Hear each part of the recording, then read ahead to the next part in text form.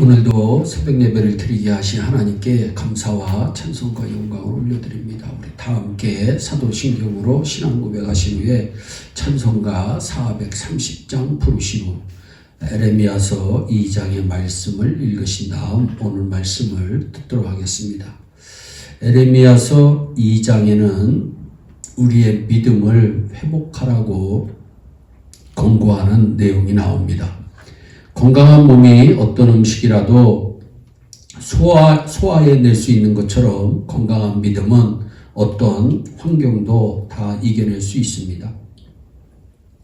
초대교회 성도들은 건강한 믿음을 가졌습니다. 어느 정도 건강했는가 하면 핍박이 일어나서 숨겨 당하기도 하고 숨어 지내야 하는 어려운 상황임에도 불구하고 로마를 복음화할 정도입니다. 성경에 나타난 믿음의 사람들은 다 한결같이 건강한 믿음을 소유한 사람들입니다. 성경의 요셉은 형들의 미움, 노예 생활, 그리고 감옥 생활을 다 감당할 수 있을 정도로 건강한 믿음을 가지고 살으셨던 분입니다. 다윗의 경우도 마찬가지입니다. 사울 왕의 미움과 광야의 거친 삶을 다 극복할 수 있을 정도로 건강한 믿음의 소유자였습니다. 믿음이 병들면 모든 상황과 환경이 문제가 됩니다. 우리는 병들면 안 됩니다. 건강한 믿음을 소유해야 합니다. 오늘 말씀에 이스라엘이 병들었습니다. 그래서 에레미야 선지자는 이스라엘이 이제 새로워져야 한다고 선포하고 있습니다. 요시야 왕은 에레미야 선지자의 이 말씀의 힘으로도 종교 개혁을 시작하게 됩니다. 에레미야 선지자가 진단하는 이스라엘의 영적인 질병이 있습니다. 하나님은 믿음이 병든 이스라엘을 안타까워하시는 모습이 4절로부터 8절에 잘 나옵니다. 이스라엘이 어떻게 병들었습니까? 8절 말씀을 읽어보면 이스라엘이 어떻게 병든 모습이 잘 나옵니다. 제사장들은 여호와께서 어디 계시냐 말하지 아니하였으며 율법을 다루는 자들은 나를 알지 못하며 관리들도 나에게 반역하며 선지자들은 바알의 이름으로 예언하고 무익한 것들을 따랐느니라 말씀합니다. 이스라엘의 병든 모습입니다. 이스라엘의 영적 질병은 바로 하나님을 잊어버린 것입니다. 마치 그들은 이제는 하나님 없이도 살 수 있는 것처럼 생각하고 하나님을 잊었습니다. 그들은 광야에서는 하나님 없이는 못 살았던 분들입니다. 하나님이 내려주시는 만나로 먹고 살았고 하나님이 주시는 물을 마시며 살았던 분들입니다. 하나님께서 구름으로 태양의 뜨거움을 가려주었고 밤의 캄캄함도 불기둥으로 밝혀주어 살았던 분들입니다. 어떻게 하나님의 보호 없이 광야의 삶을 살 수 있었겠습니까? 그런데 그들이 가나안에 들어와서는 상황이 달라졌습니다. 땅을 차지합니다. 농사를 짓고 먹을 것을 쌓아두니까 이제는 하나님 없이도 살 수 있는 것 같습니다. 그래서 제사장들도 하나님의 이름을 대강 찾습니다. 율법을 가르치는 자들도 하나님을 모릅니다. 관리들은 아예 하나님을 거역하고 있습니다. 예언자들은 또 어떻습니까? 바알의 이름을 부르기에 급급합니다. 이게 바로 이스라엘의 문제입니다. 성경적으로 보면 하나님을 떠난 것이 바로 죄입니다. 창세기 3장에 보면 인간이 하나님을 떠나 죄를 범하는 순간 모든 것을 잃어버렸습니다. 하나님에 대한 갈급함을 잃어버린 것, 이것이 바로 이스라엘이 병든 이유요 병든 모습입니다. 여러분들에게 하나님께 대한 갈급함이 있습니까? 혹시 없다면 회복해야 합니다. 이스라엘의 영적 질병 두 번째 이유는 사명을 잃어버린 것입니다. 하나님께서는 시내산에서 이스라엘을 하나님의 백성으로 삼습니다. 그때 하나님은 말씀하시기를 나는 너희들의 하나님, 너희는 내 백성이라고 했습니다. 여기에 하나님의 계획과 목적이 있습니다. 하나님은 이스라엘을 통하여 전 세계에 하나님 살아계신 것과 하나님의 영광을 드러내기를 원합니다. 광야에서의 훈련은 바로 이것들을 위해서 있었습니다. 그런데 이스라엘은 가나안에 들어가자 바로 이 사명을 잊어버렸습니다. 이들의 관심이 완전히 달라졌습니다.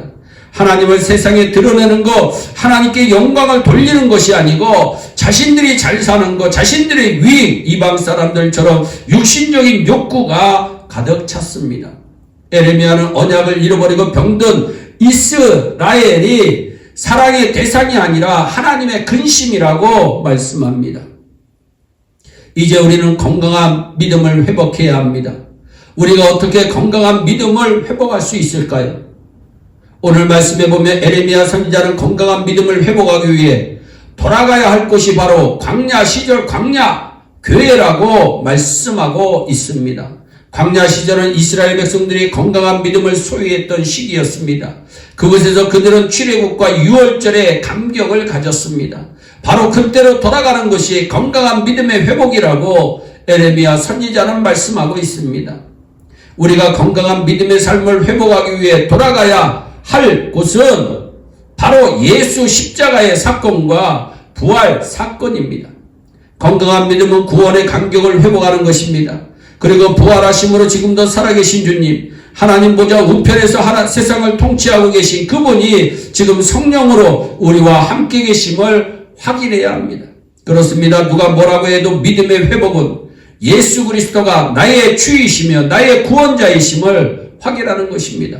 예수 그리스도 안에 있으면 절대로 망하지 않습니다. 두 번째로 건강한 믿음의 회복은 방향성의 회복입니다. 바로 하나님이 우리에게 주신 소명, 우리가 무엇을 위해 삶을 헌신할 것인가를 회복하는 것입니다. 우리가 구원받고 하나님의 자녀가 된 것은 예수의 증인되기 위함입니다. 방법은 다양하지만 목적은 하나입니다. 복음 증거보다 더 중요한 삶의 목적은 없습니다. 집을 사고 돈을 벌어야 됩니다. 직장도 중요합니다. 그러나 이 모든 것은 도구요 과정입니다. 진짜 목적은 예수 증인되는 것입니다. 세 번째로 우리의 건강한 믿음을 회복하려면 기도의 능력을 회복해야 합니다. 기도는 방법이 아니고 성도들의 삶입니다. 기도를 통해 우리는 하나님의 은혜의 보좌에 섭니다. 하나님은 기도를 통해 우리들의 필요를 채워주시고 또 기도를 통해 세상을 이길 수 있는 새 힘을 공급받을 수 있습니다. 그러므로 기도하는 자가 사명을 감당할 수 있습니다. 기도하는 자가 건강한 믿음의 삶을 살 수가 있는 것입니다. 혹시 당신의 믿음은 병들지 않았습니까? 에레미야 선지자가 말씀하신 광야로 다시 돌아가야 됩니다. 하나님만 의지해야 사는 광야로 돌아가야 됩니다. 우리의 광야교회는 어디입니까? 우리 교회의 광야 시절은 언제입니까? 우리는 그곳에서 다시 하나님의 귀한 사랑을, 크신 사랑을 확인하고 구원의 감격을 회복해야 됩니다. 저와 여러분들이 건강한 믿음으로 회복되어 이 세상을 살아나갈 때 날마다 승리하는 축복이 임하시기를 예수님의 이름으로 축원합니다. 기도하겠습니다. 사랑의 하나님 참 감사합니다. 하나님 예일교회에 필요한 것이 있다면 온 성도들이 건강한 믿음을 회복하는 것인 줄로 믿습니다. 아버지 하나님, 우리가 하나님을 잊어버리며 살았던 시간들을 용서하시고 하나님께서 우리에게 맡겨주신 사명을 잃어버렸던 순간들을 회개합니다.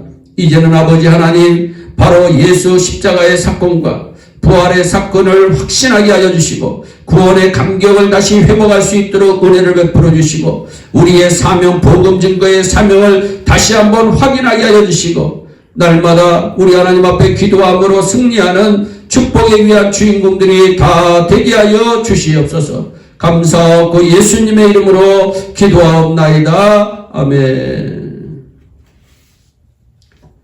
우리 다 함께 주기도문으로 예배를 마치시고 각자 개인 기도하신 후에 오늘도 주 안에서 승리하는 복된 하루 되시기를 바랍니다. 감사합니다.